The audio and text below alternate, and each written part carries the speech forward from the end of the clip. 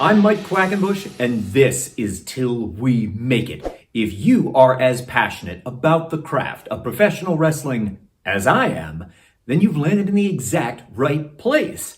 What are you waiting for? Go ahead and join the Till We Make It tribe. Subscribe right now. In 2024, I taught more than 100 wrestling seminars all over the globe. And gradually, stop by stop, visit by visit, I started culling together what we're going to count down in today's video. These are the 10 things your trainer, your wrestling coach, never taught you, but they definitely should have. Let's start with number 10, shall we? You should not wear the mask of another wrestler when you are performing in the ring. And I know it's easy to find professional grade replicas of the Mask of Blue Demon or of Tiger Mask or of Mr. Niebla. But that doesn't mean you should be wearing it when you perform in the ring. And maybe if I were to wear the mask of Mr. Niebla because I thought no one's going to know who this is, let me assure you, people who really know wrestling will know who that mask belongs to. It would be a poor reflection on me if I were to don the mask of another wrestler when I perform. And even in a case where you imagine that you are paying tribute to someone that you have idolized by wearing their mask in the ring, I want to assure you it is in fact a sign of disrespect. Do not make this mistake. You need a mask design which is entirely unique to you or is so far removed from the design of the mask you are trying to pay tribute to that virtually no one would ever confuse the two for being one and the same. Number 9, you need to learn how to negotiate. This is an essential skill for anyone working in any corner of professional wrestling today because pro wrestling organizations are unlikely to intuit and then faithfully pay to you exactly what you think you are worth. You have to negotiate for it. And if you are being paid less than what you think you are worth, less than what you find to be acceptable, the solution is never a passive-aggressive post on the social medias. Instead, it's going to be down to you to learn this skill and then open a negotiation with the companies that are hiring you. Before I explain this next one, if you're getting something out of today's video, would you please take just 1 second and give me one tap of your finger and leave me a like-a-palooza down below? Thank you very much. Don't expect the audience to do what you want them to. You will have to earn those reactions.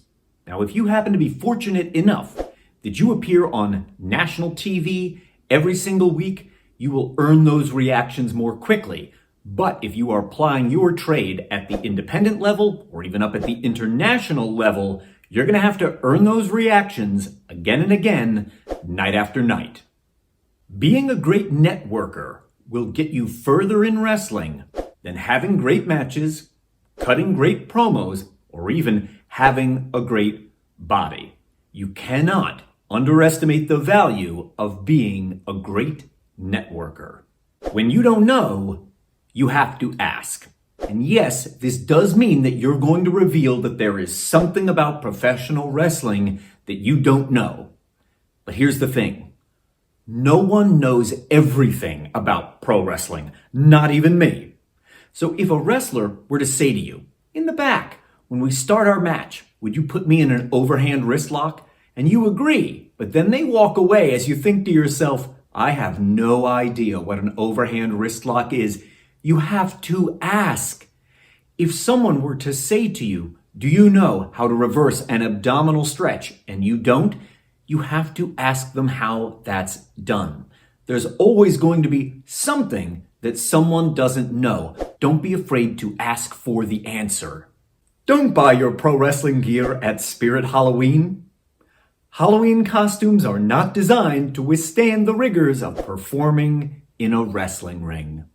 You really will shake everyone's hand like a million times. That's how pro wrestling works. On your way in and on your way out, you're gonna shake everybody's hand a whole lot. And please, listen to your old pal Mike here.